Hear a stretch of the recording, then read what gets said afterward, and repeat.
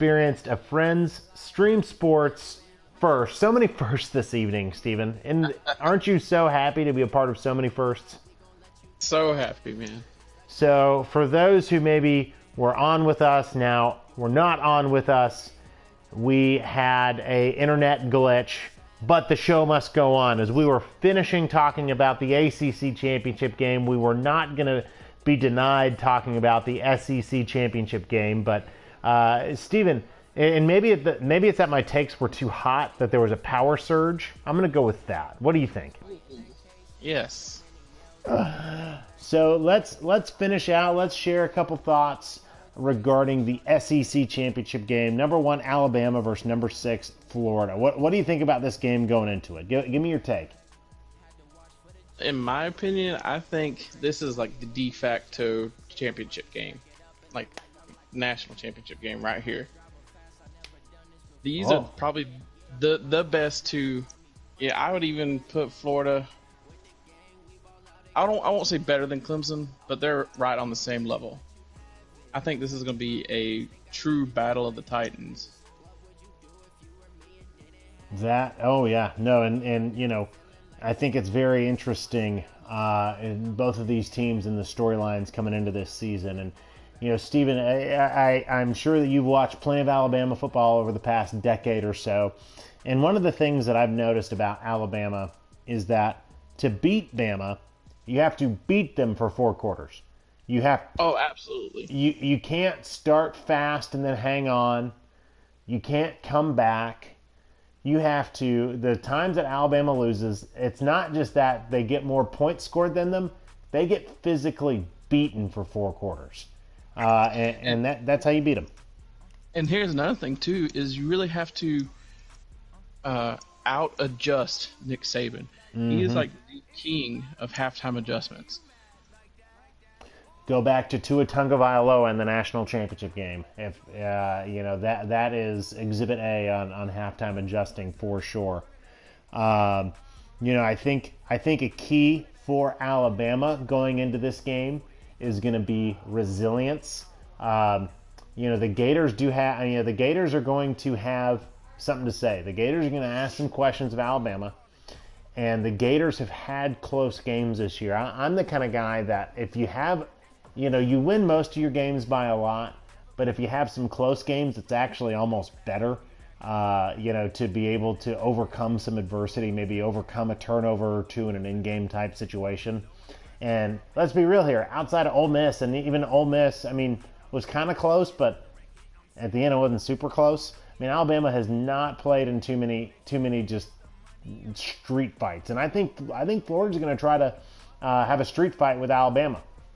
Oh yeah, and I completely agree with you on the close game comment there, because you get these situations where going into the half are coming up, you know, the 2-minute warning of the 4th quarter, where you get into situations to where it's do or die, and I think if it gets down to that point, Florida has the edge because they've been there.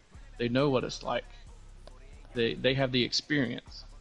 Although let us never forget, one way that Dan Mullen has not been there is beating a team coached by Nick Saban. That's very true.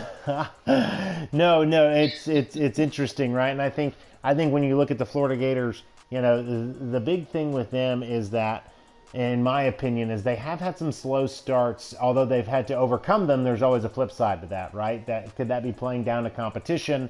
Are there pieces there that teams are taking advantage of that the Gators are able to adjust to at halftime? But they did have some slow starts against Kentucky and Vanderbilt in the past couple weeks.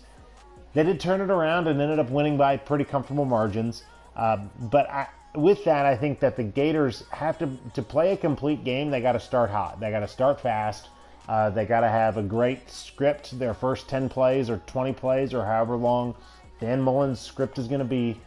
They got to come out firing and put points on the board and put pressure on Alabama to answer. Not just one drive, not just 2 drives, but answer all half and answer all game. That's how you're going to beat Alabama. Mm-hmm.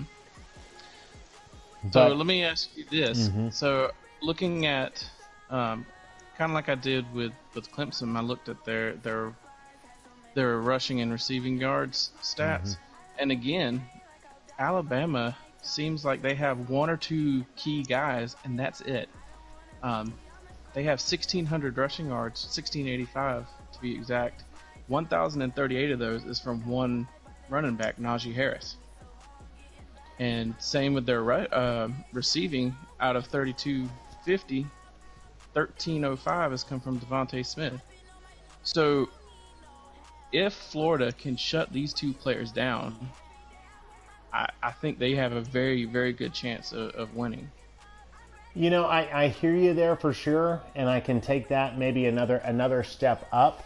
Sure. You know, and that is, you know, Florida, at least Alabama is good at multiple things on offense. Not to say that Florida can't run the ball, but the Florida passing game definitely outshines their running game. Florida is in the bottom half of the SEC when it comes to rushing the football. They have to rely on Kyle Trask putting the ball in the air. And, you know, what happens to Florida if Alabama totally sells out to stop the pass?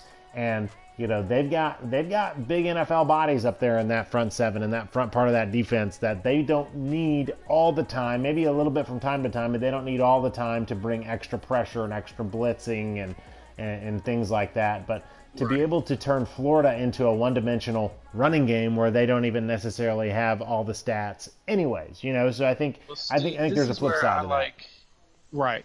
And this is where I like Florida's passing game a little bit better than say Alabama's, is because, you know, he doesn't have one target he's going to. Like, he spreads the wealth out very well. I mean, he's got his tight end is the second most receiving yards on the team.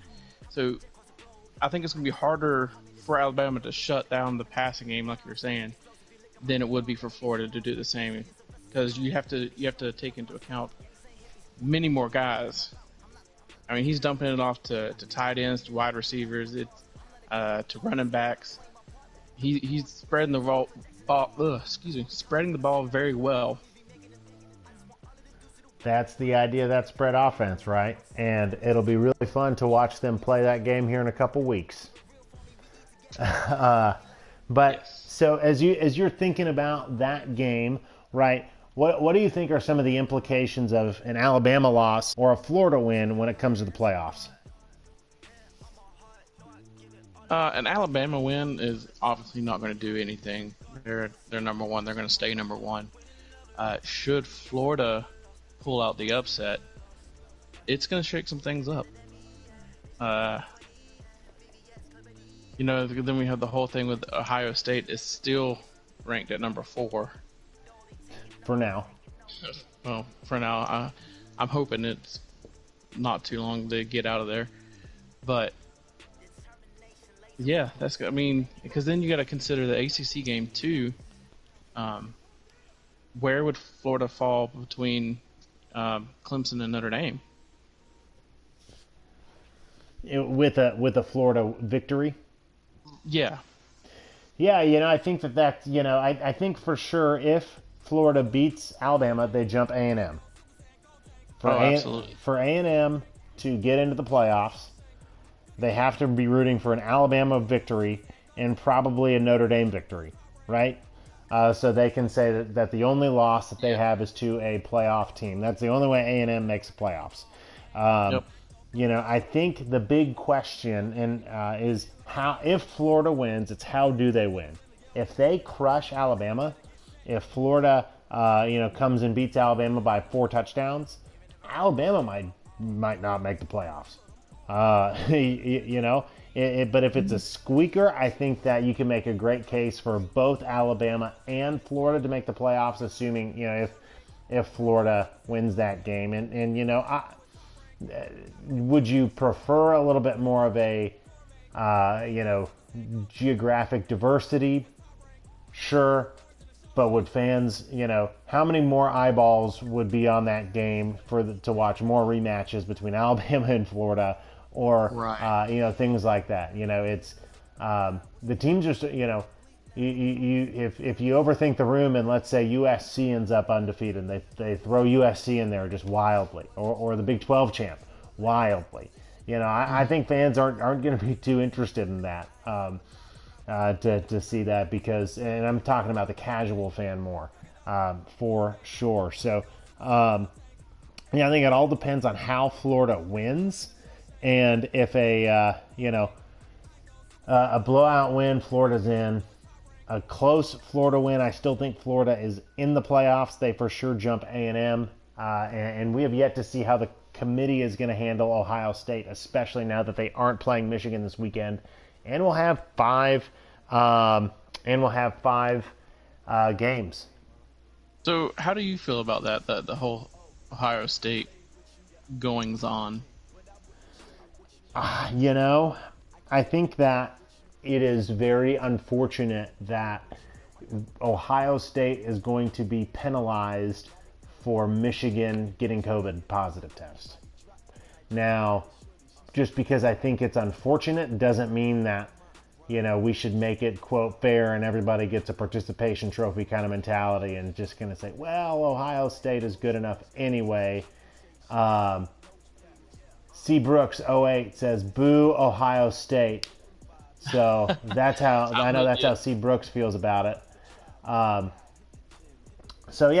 think that Ohio State would be, if they just end up playing 5 games, I think it's really, really hard to put them in, especially because they played Indiana close. I know Indiana's a good team this year, but Indiana, I've kind of held that for a Big Ten team or a Pac-12 team to make it, you got to win and cover all of your games. Right.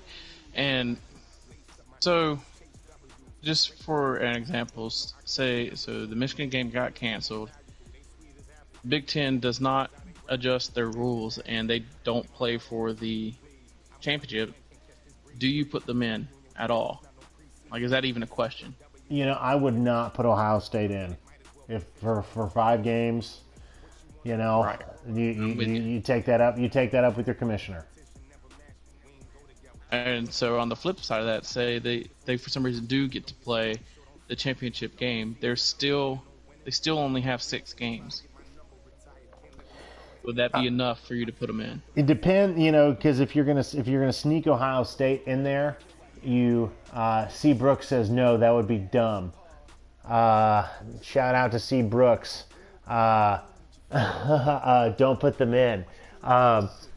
No, I think that it all depends who Ohio State would play, right? If they got another big quality win, that would be worthwhile within the conversation. But if they beat Indiana again, Indiana doesn't have their quarterback. It's a different team. I've been ever since they decided to come back to playing football. I've been completely against them even being ranked as high as they are. I mean, you only played 4 or 5 games, and you didn't even play any good teams. I think their opponents right now are combined like 14 and 19. Like, their best game is against Indiana. I'm not saying that Ohio State is not a good team. I'll agree with you that they are probably the best team in the Big Ten. But there's just not enough material for me to say they're the 4th best team in the nation. Mm-hmm. When you compare to, say, the SEC and ACC, who have played 9, 10, some, getting close to 11 games, there's just way more material to go off of. Amen. So the fun part is that there's going to be plenty more weeks to be talking about this and talking about who should be in and who shouldn't be in, especially a year like this where there's a lot of subjectivity into play. But if you don't mind, I think we need to roll into our final segment. For those who have joined us, we had an internet issue. A friend streamed Sports First with a power surge. My takes were so hot, the internet surged at the Bourne household. The show must go on, so we finished some content here just over the game screen. But we do have our picks. A brief shout out to Michigan and Ohio State for not playing, although we were going to pick that game. But we do have 2 other games to pick. First up, North Carolina at Miami. What are you going with, Steven? I think I'm going to go with Miami on this one. Got it. Any particular reason why? Nope. Go Miami. All right, no worries, no worries. I too am going to go Miami. I think that, although they're kind of feeling a little bit cheated out of a title game at the ACC, I think that they are. I think that they're going to come play really well. In the North Carolina, although they have good players, I think that the Miami defense is going to really put a hurting on the North Carolina offense. So Miami to win. Next up, we've got number 8 Georgia at Missouri. I gotta go with Georgia on this one. I found this kind of odd that Missouri was just ranked 25th in the college football playoff rankings today. At I don't even know the record. It was like 5-3 or some weird number like that. I don't even understand why they're ranked. I don't think Missouri is a very good football team this year. Missouri has had their issues for sure. Unfortunately, I too am going to go with the Georgia Bulldogs because even though I think that being ranked number 8 is incredibly too high, they have not played like the number 8 team in the country. They still should have no issues dispatching the Missouri Tigers. So, Steven, that's our show, man. With so many, how do you feel about all the firsts that you got to do tonight? Man, I don't know, man. I feel special. Good. Well, before we go, any parting words? No, man. Just thanks for having me on again. Beautiful. Well, can't wait to, continue this for everybody out there. We are on weekly at 8 o'clock Eastern. We're on podcasts. We're on YouTube. We're all over the place. So for Friends Stream Sports, this is Connor. This is Steven. We hope you have a good night.